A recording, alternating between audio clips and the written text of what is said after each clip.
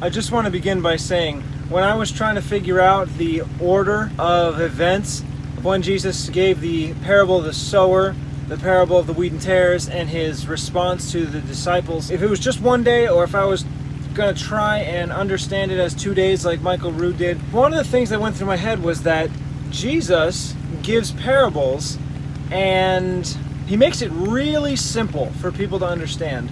So maybe he would have given one parable at a time and just stopped for the day so that everyone could chew over it for the entire day and then return later the next day and give them one more parable, just a few verses for them to think about and meditate over for, again, a whole nother day. If I was going to go with that, I would then use that as a bit of logical reasoning as to why it might have been one parable per sitting, goes back, next day another one parable per sitting. But the third verse here in Matthew 13 kind of dispels that. Here's how it goes. And he spoke many things to them in parables, saying, and this is just one sitting. If it was going to say he spoke one thing to them in a parable, then that would be good evidence. Mark says, and he taught them many things by parables. In Luke, it doesn't say that. It just says he spoke by a parable this. So it doesn't say many there. But Matthew, Mark dispels any idea that he would have only said one thing at one time. So, how to begin? And he spoke many things to them. Mark, and he taught them many things by parables. Maybe I could put both. And he spoke and taught. Spoke and taught. Maybe I could say, and he taught them and spoke many things. Yeah, I could do both. And he taught them and spoke many things. Or, and he spoke to them. No, I can't say he spoke to them. Well, he spoke many things to them. He spoke to them and taught many things by parables. I guess I could do that. And he taught them many things and spoke to them. I think that's how it should be. And he taught them many things and spoke to them in parables or by parables, one or the other. I don't really like how it then says in Mark, and said to them in his doctrine. I don't know if I want to put all three. And he spoke many things to them and taught them by parables and said to them in his doctrine. That's a lot.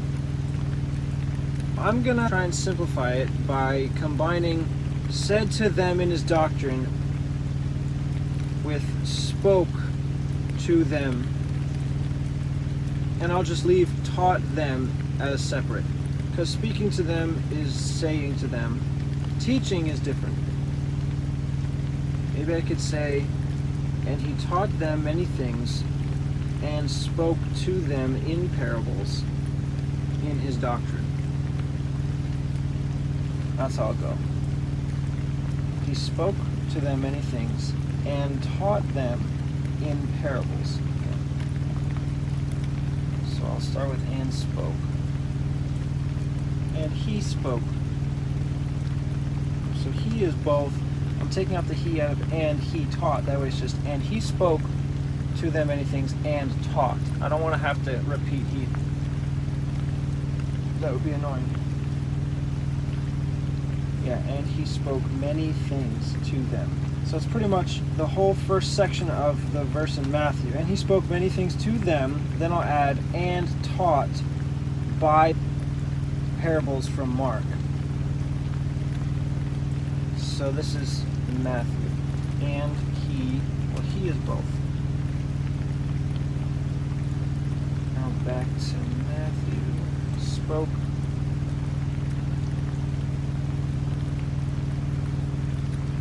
Many things. Oh wait, many things is both.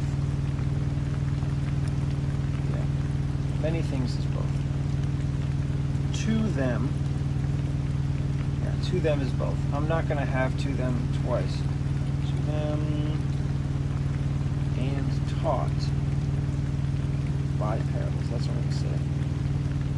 Mark now. And taught them by parables.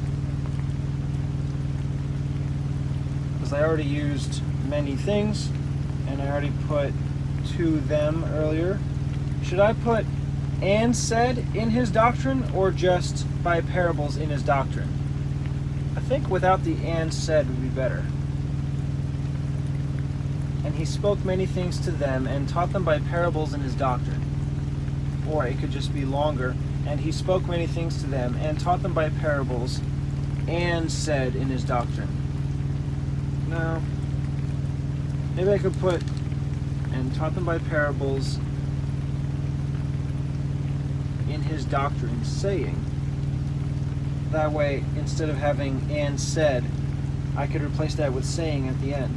So I'm not cutting out both saying and said. I'd be choosing one or the other. That's better. In his doctrine, and then saying from Matthew.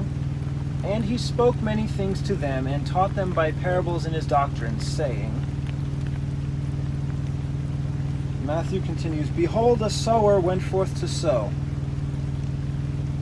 Mark says, Hearken, behold, there went out a sower to sow. So I'm going to put hearken and then behold. Luke just says, a sower went out to sow. Alright, so hearken is only Mark. Hearken. That's a great word. I love that. Hearken. And behold from both. Behold. Oh, and that word is capitalized in Mark as well. Behold. Behold. A sower went forth to sow, or there went out a sower to sow, or a sower went out. Matthew and Luke are the same. A sower went, and then you can choose between out or forth to sow. A sower went out to sow, or there went out a sower to sow. There once was a time. There once was a time when a sower went out to sow. So maybe I should begin with that. There went out a sower to sow. Yeah, this is like story time. There went out a sower to sow. Yeah, I'm definitely doing that. Story time. Mark. There went out a sower to sow. Went forth. Now I'm definitely keeping it with Mark. There went out. Went is in all three. Went. Luke and Mark say went out. Matthew says forth, so I'll go with the majority witness. Mark, Luke, out. A sower to sow. A sower to sow. A sower to sow. Okay, so those words are split in Matthew and Luke. It's the order of Mark, but they're all there. So back to gray. A sower to sow.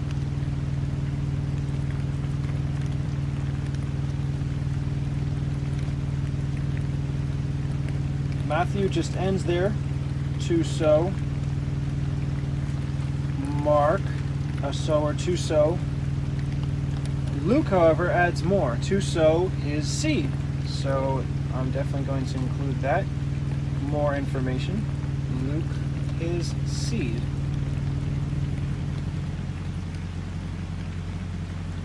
I have it now. It reads, there went out a sower to sow his seed. But the thing is, that's not actually how it goes in Matthew or Luke. Luke has it where I think it's the best. A sower went out to sow his seed.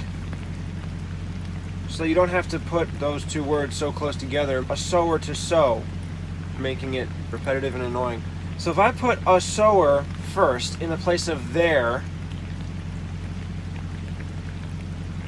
it would make it flow a lot better and read easier, according to how Luke has it. And it actually fits with Matthew, because Matthew says, a sower went forth to sow.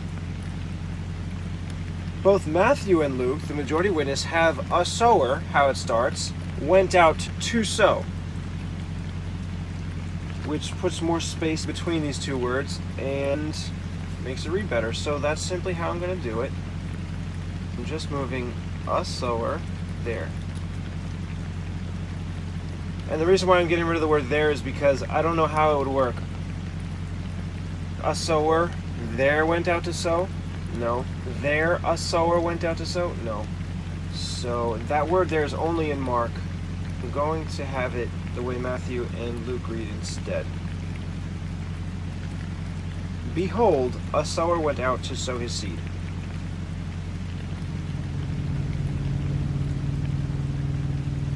Luke continues, some fell by the wayside. Mark, and it came to pass as he sowed, some fell by the wayside. Okay, so I'll include that, more words. And when he sowed, some seeds fell by the wayside. Okay, so there's added words in Matthew and Mark. And when he sowed, some seeds fell by the wayside. That's simple, I like that. I'm not just going to go with some fell by the wayside. Okay, and as he sowed. And when he sowed. So those are pretty much the same, Matthew and Luke. And it came to pass as he sowed. So as he sowed is the same between Mark and Luke with the added words from the beginning, and it came to pass. So I'll just go with all the words, and it came to pass. But and is in all three.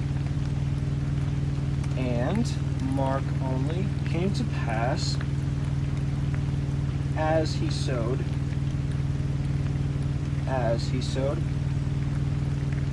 when he sowed. I'll just go with the majority, as he sowed.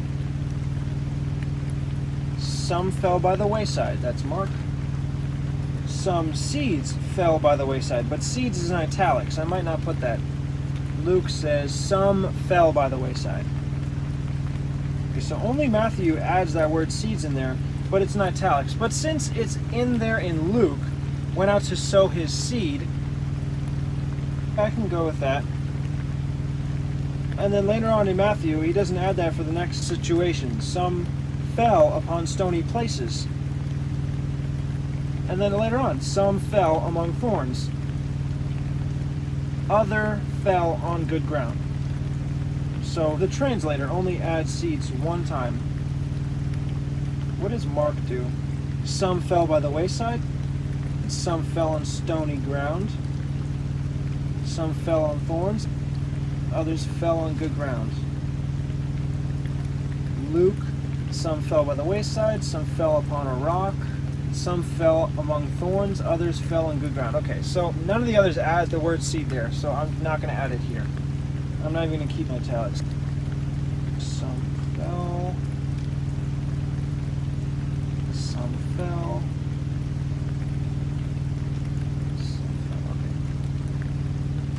Some fell by the wayside.